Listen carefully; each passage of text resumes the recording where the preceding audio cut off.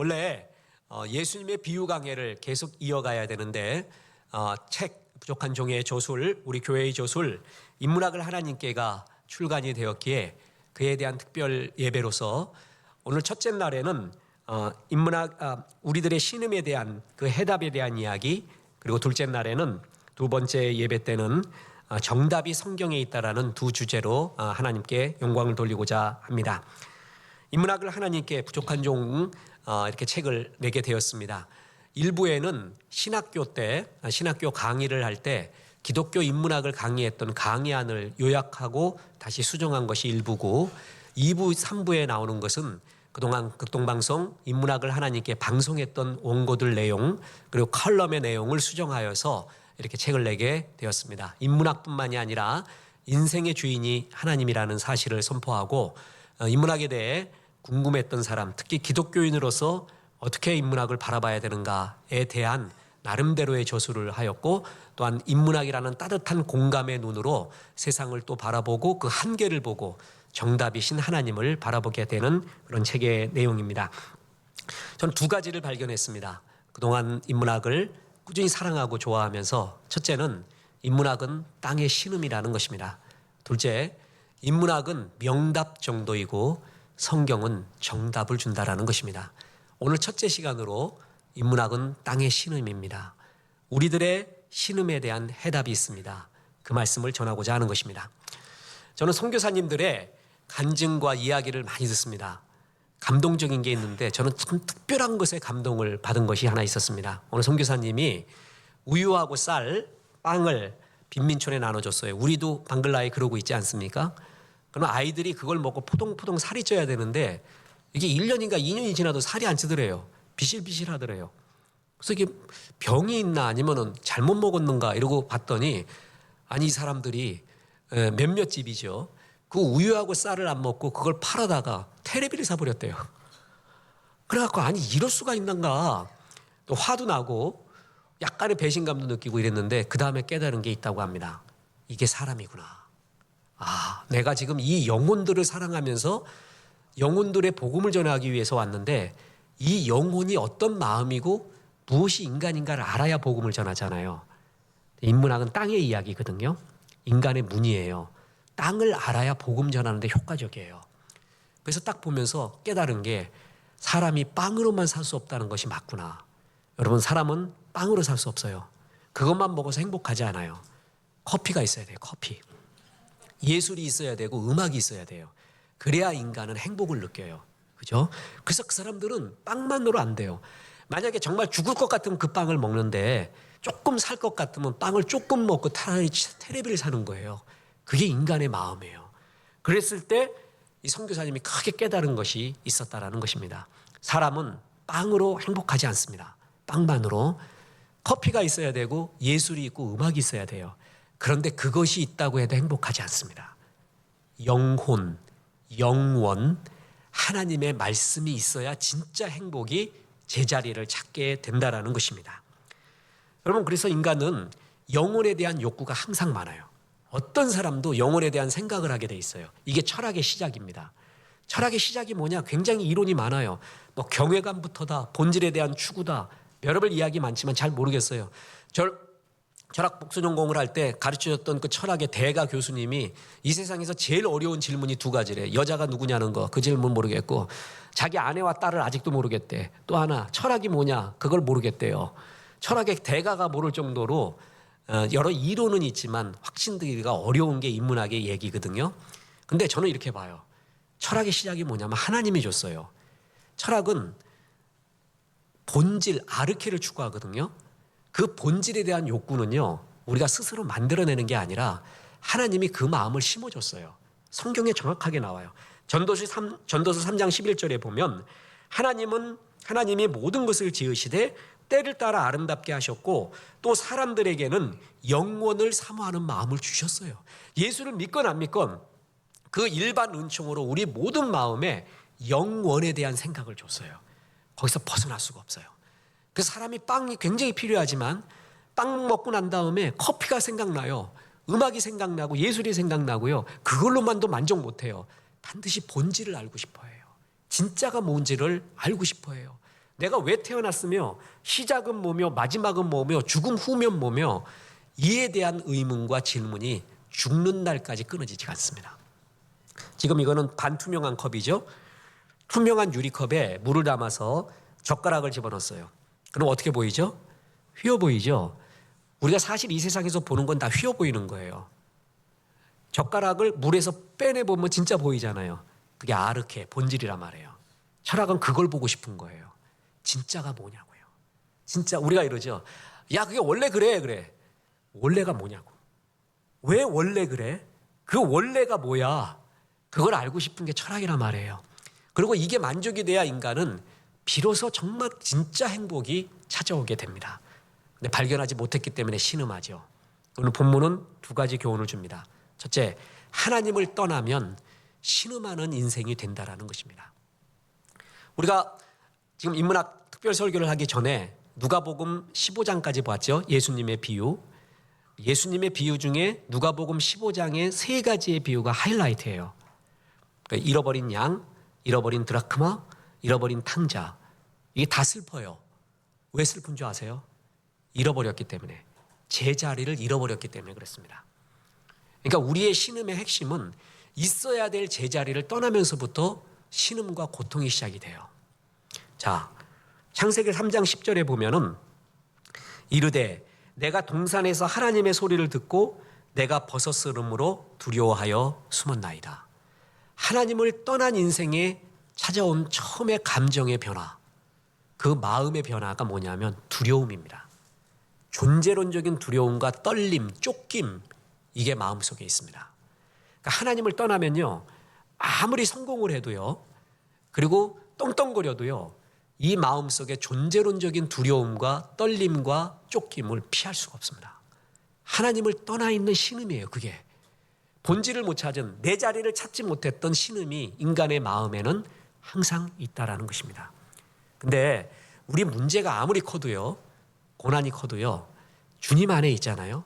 제자리에 있으면은 요한일서 4장 18절에 보면 사랑 안에 두려움이 없고 온전한 사랑이 두려움을 내어 쫓나니 두려움에는 형벌이 있습니다. 두려워하는 자는 사랑 안에서 온전히 이루지 못하였느니라. 두려움이 있거든요. 떨림이 있고 그리고 쫓김이 있어요. 이거는 온전한 사랑만이 이것을 해결할 수가 있어요. 근데 온전한 사랑은 하나님의 사랑입니다. 우리 인생의 사랑은 온전하지 않다는 것을 누구를 보면 알죠? 누구를 보면 알아요? 인생들의 사랑이 온전하지 않다는 걸 누구를 보면 알아요? 자기를 보면 알아요. 내 아내를 봐도 알고 내 남편을 봐도 알고 내 새끼들을 봐도 알고 심지어는 부모님을 봐도 온전하지 않다는 거 알게 돼요. 우리는 아니라는 거 알아요. 온전한 사랑은 하나님의 사랑밖에 없어요. 그 사랑이 있을 때 진짜 그제서야 이 두려움이 없어진다는 거예요. 이 쫓김이 말이에요. 여러분, 하나님을 떠난 인생의 특징이 바로 신음 그리고 고통이라는 것입니다. 인문학을 땅의 신음이라고 얘기한 게, 인문학은 본질을 찾는다고 했죠. 본질은 간단합니다. 창세기 1장 1절이에요. 태초에 하나님이 천지를 창조했어요. 이게 본질의 시작이에요. 아르케, 만물의 본질의 시작은 주님이 창조한 것부터거든요. 근데 인문학은 이걸 빼버려요. 이걸 빼고 본질을 찾으려고 해요. 진짜 본질을 놔두고 그 본질을 찾으려고 계속 하다 보니까 찾지를 못하는 신음, 그게 바로 인문학이라는 것입니다. 자, 로마서 3장 10절 12절에 보면 이런 말이 나옵니다. 기록된 바 의인은 없나니 하나도 없으며 깨닫는 자도 없고 하나님을 찾는 자도 없고 다 치우쳐 함께 무익하게 되고 선을 행하는 자는 없나니 하나도 없도다. 의인 없다는 말을 할 때 주님이 로마 시대 당시에 의인 몇 명을 들어요. 그 중에 누구냐 하면은요, 깨닫는 자예요. 뭔가 깨달았대요. 인도에 가면 지금 깨달은 사람 무지하게 많습니다. 그래서 그 사람들 전부 밑에 다 있어. 깨달음의 하이라이트가 붓다 아닙니까? 해탈. 깨달음의 하이라이트예요. 성경은 깨닫는 자가 깨달았다고 말하는 그 깨달음이 없다는 거예요. 그 깨달음을 살펴보면 다 치우쳐 무익하고 치우쳐 있고 부분을 본 것이지 진짜 깨달은 게 아니래요. 또 한 사람 이런 의인이 있었어요. 난 깨우침은 아직 없었지만 열심히 하나님을 찾고 있대. 열심히. 그것도 웃기는 얘기래요. 그것도 의인이 아니래요. 자꾸만 있으면 왜 평생 평생 등불 들고 거리에 가서 진리가 무엇이냐고 자꾸만 있으면 뭐예요? 인간의 힘으로는 이걸 찾을 수가 없다는 거예요. 그래서 지금 찾고 있는 멋있는 사람, 깨달았다는 멋있는 사람 다 치우치고 무익하고 진짜가 아니라는 거예요. 유명한 말이거든요. 인문학의 본질상 내가 깨달았다, 이게 답이다 말을 못합니다. 인문학이 답이다라고 말하는 순간 인문학을 하는 사람이 아니라는 거예요. 인문학은 헤매고 있다, 그게 어찌 보면 답이에요. 멋있어 보이기도 하고요. 정답이 없어요. 신음을 계속 내고 있는 중이에요. 원래 본질을 알고 싶은 인문학이라는 얘기는 서양에서 후마니타스, 고대 그리스에서 건전한 시민을 양성하기 위한 교육부터 시작된 거예요. 그게 서양 인문학의 시작이지만은 사실 더 전에 동양에 있었습니다. 인문이라는 말이 인간의 문이라는 말이에요. 이게 어디 나오냐면 주역에 나와요. 주역에 이런 말이 나옵니다. 관호 천문하여 이찰시변하고 관호 인문하여 이 화성천하라. 천문을 살펴서 때의 변화를 관찰하고 인문을 살펴서 천하의 교화를 이룬다. 이때 천문과 인문을 대비를 하면서 인문이라는 말이 처음 나와요. 이때 문은 근월문이 아니라 문이에요. 더 쉽게 말해서 하늘에는 하늘의 무늬가 있고 인간한테는 인간의 무늬가 있대요. 하늘이 무늬를 잃으면 천지개벽이 일어나는 것이고 인간이 무늬를 잃으면 짐승이 되는 것이다. 그래서 인간의 무늬를 항상 갖고 있어라. 그 고유한 무늬를. 그래서 때 나오는 것이 인문이라는 이야기입니다. 지금 인문학의 위기라는 말을 하잖아요. 그거를 우리는 문학, 그러니까 문사철, 문학, 역사, 철학이 하도 인기가 없어갖고 위기다 이렇게 받아들이거든요. 사실은 아니에요. 인간의 무늬가 없어졌다는 거예요. 성경 그대로예요. 뭐냐면 노아의 홍수 때 일어났을 때 하나님이 인간을 보고 뭐라 그랬어요? 인간은 영혼의 존재잖아요. 근데 뭐라고 표현했어요? 그들이 육체가 됨이라. 영혼을 뺀 것 같대요. 고깃덩이가 왔다 갔다 하는 것 같아요. 그 다음에 노아의 홍수가 일어나잖아요. 인간의 무늬, 진짜 있어야 될 무늬가 없어진 거예요. 그게 바로 인문학의 위기라는 거예요. 하나님이 천지를 만들고 나서 와야르키토부, 보시기에 좋았더라 그랬단 말이에요. 하늘을 하늘같이 만들었어요. 인간을 하나님의 무늬로 만들었어요. 각자의 무늬가 다 있었어요. 그래서 보시기에 좋은 거예요. 그 무늬의 질서가 파괴되면서부터 그때부터 보시기에 안 좋아지고 괴로움이 일어나는 거예요. 하나님이 우리에게 주신 아름다운 무늬가 있다니까요. 그걸 벗어나서 마음대로 사는 게 땅의 신음이고 그때 불행이 시작이 됩니다. 자, 어느 때 우리가 가장 행복하냐? 그야말로 인간의 무늬답게 살 때예요. 그러면 이게 문제라니까요. 이까지는 인문학과 성경이 다 동의를 해요. 인간다운 게 뭐냐고요. 이거의 차이예요. 여러분 묻습니다. 여자다운 게 뭐죠? 남자다운 게 뭐예요? 인간다운 게 뭐예요? 그럼 묻습니다. 그냥 우리나라의 정서에서 물어보겠습니다. 여자다움 그러면은 동짓날, 긴 날을 허리 뚝 잘라 베어매서 낭군님 기다리며 바느질하면서 괴로워하고 허벅지 찌르고 있는 게 우리의 여자다움이라고 표현했어요. 그죠? 남미의 여자다움은 뭔지 아십니까? 남자 위에서 칼 들고 싸웁니다. 결투를 합니다. 묻습니다. 그런 여자가 지금 우리 여기 조선시대에 와서 미친 뭐라고 이렇게 이야기합니다. 근데 거긴 그게 여자다움이에요. 묻습니다. 어떤 게 진짜 맞아요? 정답이 뭐예요? 이 다움이라는 말이요. 본질에 대한 말이 문화와 상대적으로 굉장히 달라져요. 그러니까 진짜 객관적 보편 타당성이 있는 인간다움은 뭐야? 그리고 아름다움은 뭐야? 남자다움은 뭐고 여자다움은 뭐고. 이거는 하나님을 빼고는 답을 낼 수가 없는 거예요. 그러니까 하나님이라는 본질을 뺐기 때문에 계속 신음하고 있는 중이라는 것입니다. 그렇습니다. 진짜 인간답고 내가 인간다울 때 행복해지거든요. 그럼 어떤 게 인간다우냐 하면은 하나님을 기피할 때예요. 왜냐하면은 사람은 동물은 동물같이 만들었다 그랬죠. 그게 각기 그 종류대로 만들었다 그랬잖아요. 다 동물은 동물같이 만들었는데 사람은 사람같이 안 만들고 뭐같이 만들었다고요? 하나님같이 만들었어요. 그래서 창세기 1장 26절에 보면 하나님이 이르시되 우리의 형상을 따라 우리의 모양대로 우리가 사람을 만들었다 그랬어요. 그러니까 진짜 인간다움을 알려면은 인간다울 때 제일 행복이 오거든요. 가장 인간다울 때가 뭐냐고요. 그 인간다움이 뭐냐고요. 우리는 하나님의 형상대로 지음을 받았기 때문에 하나님을 깊이 알고 사랑할 때 그게 성경에서 말하는 가장 인간다운 거예요. 그걸 빼면은 인간다운 게 아니에요. 오히려 하나님을 빼고 인간다움, 그것은 정말 하나님의 질서에 파괴되는, 그렇기 때문에 계속 신음하는 거예요. 우리의 신음의 대부분, 우리의 괴로움의 대부분은요, 문제 때문이 아니에요. 하나님을 떠나서예요. 내 믿음이, 그리고 내가 하나님께 드리고 싶은 이 헌신이 그 헌신과 믿음의 자리에서 떠나요. 그리고 문제가 더 커 보이고 세상에 대한 욕망과 이생의 자랑과 육신의 정욕과 안목의 정욕이 더 커요. 그래서 오는 신음이지, 하나님 앞에 제자리에 있잖아요. 그럼 그런 신음들, 고통들이 점점 없어집니다. 정말 인간다운 사람이 가장 행복해요. 가장 인간다운 게 뭔지 아세요? 나는 하나님의 형상대로 지음받았기 때문에 하나님을 깊이 알면 나를 알아요. 하나님을 깊이 알수록 나를 향한 목적을 알아요. 그때 행복이 와요. 그래서 우리의 신음은 대부분 뭐 때문이다?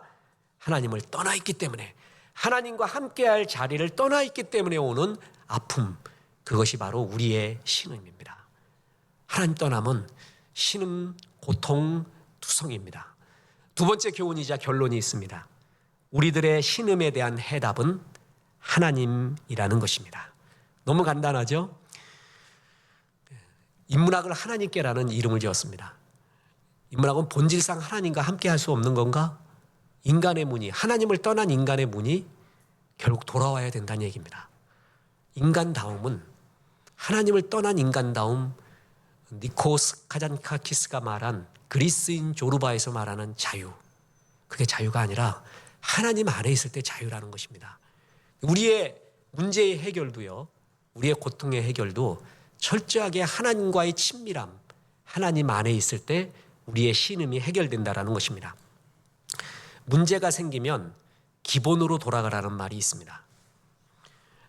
IMF 터졌을 때요, 외국의 아주 유명한 경제학자들이 우리나라에게 경제적 조언을 할 때 세 가지가 있었습니다. 그 중에 하나가 기본으로 돌아가랍니다. 미국의 모기지론, 그것 때문에 지금 또 미국 경제가 흔들거리고 문제가 많았잖아요. 그때 세계 경제학자들이 권면해준 세 가지가 있어요. 그 중에 하나가 기본으로 돌아가라입니다.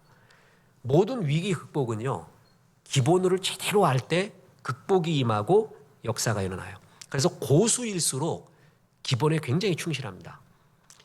야구 선수가, 축구 선수가, 농구 선수가 슬럼프에 빠질 수 있어요. 그때 다시 시작을 9보부터 시작한대요. 9보. 운동장 뛰는 것부터 다시 한대요. 기본이에요.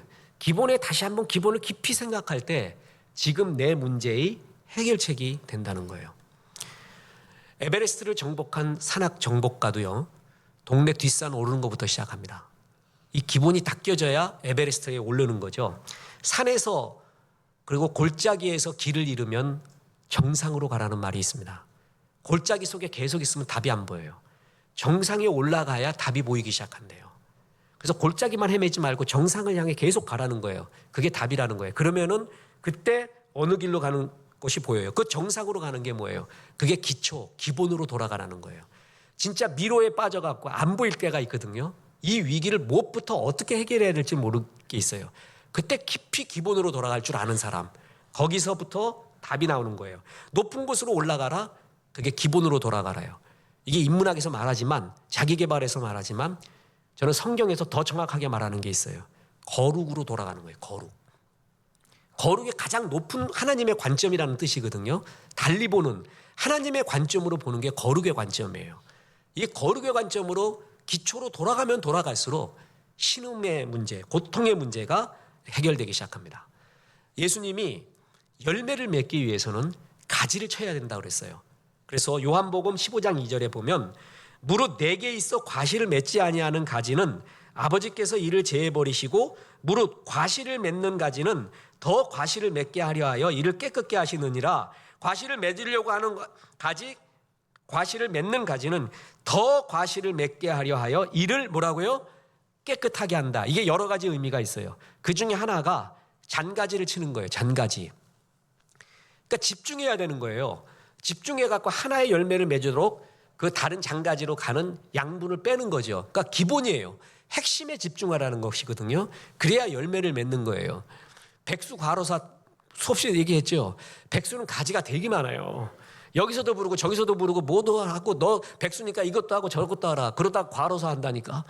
너무 열심히 살았는데 한 건 하나도 없어 결과고. 여자들이 집안일이 그렇다며요. 되게 그냥 열심히 했는데 표현하는 거 하나도 없대. 그 여자가 제일 듣기 싫은 게 집구석에서 뭐 했어 그거래요. 뭘 하긴 네가 한번 해봐. 과로사 할 것이다 나가는 게 차라리 낫지 할 정도로 이렇게 일이 많대요. 역사를 일으키려면 장가지를 쳐야 된대요. 그게 기본으로 돌아가는 거예요. 기초로 돌아가고 거룩으로 돌아가는 거예요. 그때 답이 보이는 거예요. 종교개혁 500주년이에요. 종교개혁의 모토, 그리고 종교개혁이 왜 일어나느냐, 그리고 종교개혁은 뭘 주제로 일어나느냐, 솔라데오 스크랍디아, 성경으로 돌아가자는 거예요. 지금 너무 성경적이지가 않대요. 성경에서 말하는 구원, 성경에서 말하는 역사, 성경에서 말하는 거하고 너무 다르게 하고 있더라는 거예요, 이게. 그래서 결국 기본으로 돌아가자는 거거든요. 그래서 그 기본이 뭐였어요? 성경이었어요. 그러니까 개혁은 기본으로 돌아가는 거예요. 진짜 기본. 그게 나한테 회복이 될 때, 기본에 대한 확신이 있을 때, 내 지금 문제에 대한 해석이 일어나요. 자, 기본이 뭐예요? 창세기 1장 1절이에요. 창세기 1장 1절이 뭐예요? 태초에 하나님이 천지를 창조하시니라. 그게 창조신학이거든요. 내가 문제가 생겼어요. 알 수가 없어요. 달려갈 길. 뭐부터 시작하냐면 창세기 1장 1절부터예요. 태초에 하나님이 천지를 만드셨어. 이 모든 걸 만든 건 하나님이지. 나도 만들었어. 나는 하나님의 형상과 모습대로 만들었지. 만드신 분이 있다는 것은 만드신 분의 뜻이 있다는 거예요. 그걸 목적 비전이라고 합니다. 그리고 그 뜻을 위해 내가 태어났고, 그리고 그 뜻을 이루기 위해 주님이 지금도 함께하고 있다는 거예요. 우린 던져진 존재가 아니에요. 나는 보내진 주님이 만든 존재다. 그것부터 시작하는 거예요. 그리고 내가 어떤 존재냐면 마가복음 1장 1절로 가는 거예요. 하나님의 아들 예수 그리스도의 복음의 시작이라. 새로운 천지 창조가 일어나거든요. 그렇게 하나님의 형상, 하나님의 작품, 하나님의 걸작 시로 만들어졌지만 내가 하나님을 떠났어요. 탕자처럼, 양처럼 떠났단 말이에요. 그때부터 신음이 되고 고통이 있었거든요. 그런 나를 위해서 하나님은 새로이 예수님을 보내주셔서 나에게 새로운 역사를 해줬어요. 그러니까 창세기 1장 1절과 마가복음 1장 1절, 창세기 1장 1절은 창조신학의 시작, 마가복음 1장 1절은 구원신학의 시작이에요. 기본부터 돌아가는 거예요. 하나님이 나를 이처럼 사랑했다. 우리는 때로는 면목이 없어서 하나님께 저 사람한테는 역사할 것 같다 그러는데 나는 역사할 것 같지 않아요. 왜냐하면 너무 죄가 많아. 그죠? 실수도 많고 좌절도 많고, 그래서 하나님이 나한테는 역사 안 할 것 같아요. 자식놈이 오늘 5만 원만 보내주세요. 사랑해요. 그래. 5만 원 보내줬어요.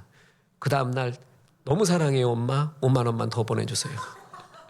그랬다고 쳐봐요. 그러면 이것이 이제 엄마부터 그때부터 열나지. 이 돈 갖고 뭐 하느냐. 그리고 뭐 어디 뭐 엄한 짓 하느냐, 뻘짓거리 하느냐부터 해갖고 애도 사정이 있겠죠. 5만 원이면 우리 엄마 내가 자랄 땐 그거 갖고 어떻게 살았고, 그냥 애들 시대하고는 또 다르거든요. 근데 우린 그것만 생각하는 거야.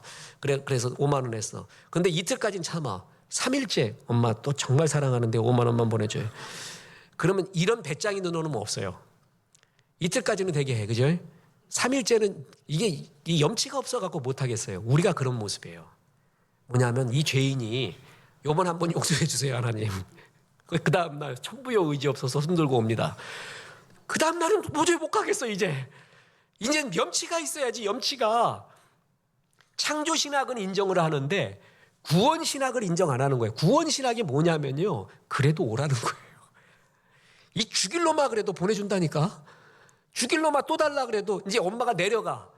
어디서 돈 필요한 거야 이거 사. 그리고 돈은 이미 갖고 가는 거예요. 여러분, 오카논 목사님이 돌아가셔서 너무 아쉬워요. 그분이 지금 살아계셨으면 한국교회가 어떨까. 참 이런 거장들이 아쉬울 때가 많거든요. 이분이 고난당할 때마다 기도한 게 뭔지 아세요? 하나님의 영광을 보여주소서예요. 하나님의 영광을 보잖아요.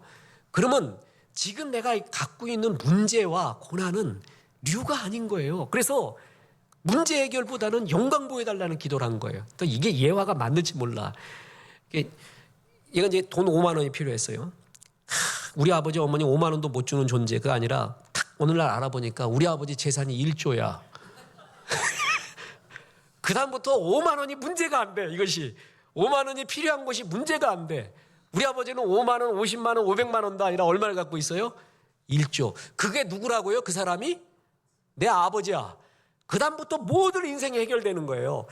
저 사람이 내 아버지고 저분이 이렇게 Almighty God, 능력이 있다라는 것에 대한 확신, 그리고 뿐만 아니라 그분이 나를 지독하게 사랑한다는 거야. 지독하게 사랑한다는 거예요. 창조신학과 구원신학으로만 돌아가잖아요. 모든 문제 앞에서. 그러면 답이 보이기 시작해요. 자신감이 들기 시작하는 거예요. 은혜 받았다는 게 결국은 본질인 창조와 구원으로 가는 거예요. 거기서부터 다시 힘을 얻는 거예요. 그럴 때부터 신음이 없어지고 주의 영광과 주의 은혜가 보이기 시작해요. 신이 나기 시작하는 거예요. 그게 은혜 받는 거예요. 그래서 여러분, 스데반이 우리 수요 성경 공부 사도행전 하고 있잖아요. 스데반이 돌 맞아 죽습니다. 의인이 말해요. 이 시대는 의인 아벨이 악인 가인에 의해 맞아 죽는 걸로 인간의 인류의 역사가 시작이 됐어요. 그 하이라이트가 예수가 죽는 거예요. 최고의 의인이. 그리고 최고의 의인이었던 스데반이 죽어요. 왜 다른 놈이 죽어야지 왜 이 사람이 죽어요? 이거는 하늘나라 가서 우리가 아는 거예요. 이 세상에서 시쳇말로 다 쇼부 보려고 하면 안 돼요. 이해할 수 없는 것도 많고요. 완전히 해결되는 세상이 아니에요. 천국이 그래서 좋은 거예요. 하늘나라가. 그때는 물을 필요가 없다 그러잖아요, 주님이. 이게 그렇게 좋을 수가 없거든요. 스데반이 죽어가요. 그런데 뭘 받는 줄 아세요? 사도행전 7장 55절에 스데반이 성령 충만하여 하늘을 우러러 주목하여, 보세요, 하나님의 영광과 예수께서 하나님 우편에 서신 것을 보고. 다 봤어. 이 사람은 다 봤어. 다. 주의 영광만 봐도 끝나는데 예수님께서 우편에 서셔서 스데반아 어서 와라, 널 사랑한다. 다 봤어요. 돌 맞는 게 문제가 아닌 거예요. 일찍 죽는 것도 문제가 아니고 아무것도 문제가 아니에요. 주의 영광 보고 주의 이 찬란한 하나님의 은혜를 보잖아요. 그럼 문제가 안 되는 거예요. 우리의 신음은 하나님을 만날 때예요. 더 큰 주의 영광을 보고, 더 구체적으로 말하면 나를 창조하신 하나님, 나를 이처럼 사랑하시는 구원의 하나님, 그러나 그 하나님이 얼마나 영광이 있고 얼마나 능력이 있는가, 그거를 다시 한번 확인하는 거예요. 그럴수록 힘이 나고 내 문제의 해결에 실마리 처음 가닥이 보이기 시작합니다. 주님, 내가 지금 우연히 이 일을 하는 게 아니지 않습니까? 우연히 내가 이렇게 시작하지 않았지요, 주님. 분명히 뜻이 있어서 이렇게 역사하셨죠. 뭡니까? 지금 고난이 왔습니다. 주님, 이것은 어떻게 해석해야 됩니까? 이렇게 나가야 돼요. 그런데 그렇지 않고 문제만 크게 보여갖고 괴로워 죽는 거예요. 하나님이 안 보여요. 하나님이 날 만들었고 보냈고 뜻이 있어 역사하고 지금도 지극히 사랑한다는 그걸 잃어버리잖아요. 그때부터 완전히 신음 덩어리가 되는 거예요. 마귀는 그걸 잃어버리게 해요. 근데 그에 대한 답이 뭐예요? 거룩의 시선. 하나님이 날 이처럼 사랑하시고 만드셨다. 하나님 지금도 계획이 있다. 이 하나님의 시선, 그게 꼭대기에서 바라보는 골짜기란 말이에요. 이 거룩의 시선이 생겨날 때 답이 생기기 시작합니다. 저도 그렇습니다. 목사로서 길이 막혀요. 저는 제일 힘들 때가 뭐냐면 진짜 살다 그러잖아요. 이거냐 저거냐예요. 그리고 어떤 길을 선택해야 될까, 목회로서. 그때 미칠 것 같아요. 그때는 정말 오래 기도하고 고통스러워요. 근데 딱 해결이 오잖아요. 그러면 옆도 뒤도 안 돌아보고 가면 되는 거예요. 그때 심플해져요. 그 전에 많이 생각을 해요. 근데 그 생각을 하고 기도를 할 때도 뭐부터 가냐면 지금 말한 창세기 1장 1절, 마가복음 1장 1절부터 다시 가는 거예요. 그러면 그걸 계속 묵상하잖아요. 그러면 서서히 답이 보여요. 서서히 이렇게 하라는 것 같구나라는 모습이 보여요. 인문학은 땅의 신음입니다. 인생도 신음을 합니다. 하나님을 떠났기 때문에 그렇습니다. 근데 하나님께 돌아왔을 때 신음이 없어져요. 그리고 영광을 보면서 내 앞에 답이 보이기 시작한다는 것이죠. 우리의 사랑하는 사람이 가끔 답을 줍니다. 사랑하는 가족이 답을 줘요. 완벽하지 않다는 거 누굴 보면 알아요? 나를 보면 알아요. 사랑하는 사람 이렇게 사귀자는 요즘 이제 늙었나 봐요, 진짜. 사랑의 시 보면 웃겨. 사랑의 시 보면은 크게 가슴이 뛰고 막 이래야 되는데 내가 참 좋아했던 사랑의 시가 뭐냐면은 로버트 헤릭의 투 일렉트라예요. 이건 참 내 무기로 갖고 있는 시, 참 시 좋아요. 영어인데 뭐 I dare not kiss부터 시작해요. 감히 키스를 바라지 않겠습니다. 미소 띤 얼굴을 보여달라고 하지도 않겠습니다. 그러다가는 내가 너무 교만해지니까요. 아닙니다, 아닙니다. 내가 바라는 최상의 것은 조금 전 당신 입술에 입 맞춘 바람에 입 맞추는 것입니다. 오죽했으면 머리 나빴는데 이걸 다 외우고서 내가 감히 키스도 미소 띤 얼굴도 보여주지 말래. 그런데 내가 바라는 건 당신의 입술에 입 맞춘 그 바람, 그 바람에 내가 입 맞추는 거래요. 얼마나 멋있어 이거. 이런 거 보냈는데 안 넘어오면 사귀질 마. 그거 돌덩이야. 그거 인간이 아니라. 이게. 근데 내가 왜 이 얘기하는 줄 아세요? 그래서 거기에 답이 있는 줄 알았어. 여러분이 경험했잖아. 아니라는 거. 이런 시를 어떨 땐 찍고 싶은 거야. 이게 뭐야? 진짜 이런 게 있어? 이런 인간이? 이런 사람이 있냐고요. 이렇게 뜨겁게 했다가 그냥 막 싸우고 지지고 볶고 또 이것이 인간이냐부터 시작을 해갖고 그게 이제 우리의 삶 아니에요. 여기에 모든 걸 걸 수 있겠냐는 거예요. 여기에 본질의 답이 있냐고요. 물론 성김의 답이 있고 아름다움이 있죠. 그러나 인간의 사랑한테는요 틈이 있어요. 그거를 듀샹은 행위예술가죠. 그 마르셀 듀샹은 앵프라맹스, 틈이라고 했어요. 인간의 틈. 더 얘기할까요? 가족이 있어요. 가족, 특히 엄마의 사랑은 너무 좋거든요. 우리는 모든 문제와 본질의 아픔을 엄마나 아버지하고 만나면, 가족을 만나면 해결되는 경향이 많이 있어요. 이런 엄마. 근데 엄마인 여러분에게 묻습니다. 엄마잖아요, 여러분들이. 안 그러잖아요, 엄마인 내가. 내가 그렇게 자식을 본질의 문제를 해결해 줄 능력과 신성과 모든 걸 갖고 있지 않다는 걸 누가 제일 잘 알아요? 내가 알아요. 그게 앵크라멘스. 뭐예요? 틈이라는 거예요. 박목월님이 가정이라는 시에서 이런 걸 적었어요. 지상에는 9켤레의 신발. 쭉 나가다가 내 신발은 19문 반. 눈과 얼음의 길을 걸어 그들 옆에 벗으면 6문 반 코가 납작한 귀염둥아 귀염둥아 우리 막내둥아. 가정이라는 시예요. 가정을 사랑해요. 너무 좋아요. 미쳐 죽을 것 같아요. 보고 싶어 죽을 것 같아요. 그런데 내 신발은 19문 반이야. 우리 막내둥이는 6문 3이에요. 참 이게 앵프라멘스, 틈새라는 거예요. 아무리 사랑해도 내 막내둥이가 내 신발을 못 신어요. 나도 막내 신발을 못 신는 그 얘기예요. 사람들은 정말 사랑해서 껴안잖아요. 그래도 어쩔 수 없는 틈이 있다는 거예요. 참 이게 인문학에서 발견을 하거든요. 인문학의 문제는 답이 없는 거예요. 이게 괴로운 거예요. 근데 정말 멋져요. 우리가 체험하잖아요. 알잖아요. 근데 우리는 답을 갖고 있거든요. 우리가 자식놈한테 아무리 좋아하고 뭐해도 틈이 있다는 거 알아요. 자식놈도 내 마음 다 모르고요. 나도 자식 마음 다 몰라요. 끝까지 다 안아줄 수 없어요, 걔를. 이놈이 어떤 생각하는지, 뭔지. 근데 우리는 그걸 뭘로 메꿔요? 그게 기도예요, 기도. 우리는 기도를 해줘요. 하나님 기도하면서 뭐라 그래요? 내가 우리 새끼 사랑하지만 주님이 더 사랑한 거 믿습니다. 내가 우리 새끼 이렇게 뭘 해주고 싶지만 주님이 더 해주면 더 좋습니다.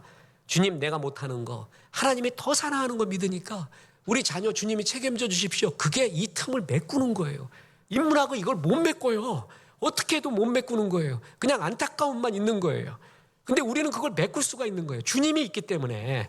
주님 이 틈을 메꿔 주십시오. 아까 말했잖아요. 일렉트라에게 그건 뭐 중내사나 그래도 내가 결혼식 할 때 제일 많이 하는 게 그거 아니에요. 그 처음에 뭐 결혼 전 키스는 낭만이요, 결혼 후 키스는 노동이라.